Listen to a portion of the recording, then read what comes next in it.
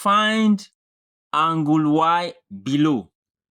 Now, for us to find the value of this angle y here, what I just need to do is to apply a very short method. There are different ways you can apply to solve it logically, but I want to use a short method so that if you see a question like this in the objective question or multiple choice question, it will save you a lot of time when you apply this short method. Now, the short method is very simple. The first thing for us to do is to apply the rule for opposite angles of a cyclic quadrilateral. Don't forget W, X, Y, and Z. They are on the circumference of the circle. And when you have points on the circumference of a circle, what you just need to know is that provided there are 4 points, then that gives you a cyclic quadrilateral.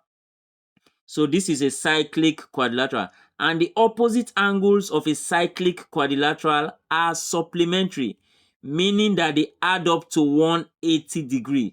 So that means 64 plus this angle here will give us 180. So to get the value of this angle, we are simply going to say 180 minus 64. 180 minus 64 is going to give us 116. So this is 116 degrees as this angle here. Now, the next thing for us to do is to apply the very short method I am talking about. Once you see a shape like this, if you have checked some of my other videos, you see where I've proved this logically. That when you see a shape like this, what you just need to know is that these two opposite angles will add up to give you this. So I'm simply going to say y plus 52 as my short method now. Y plus 52 is equal to 116. Take note of that.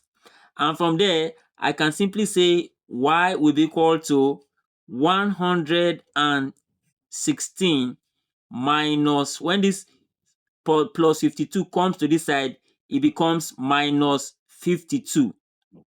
And from there, I can simply say that 116 minus 52 is going to give us 64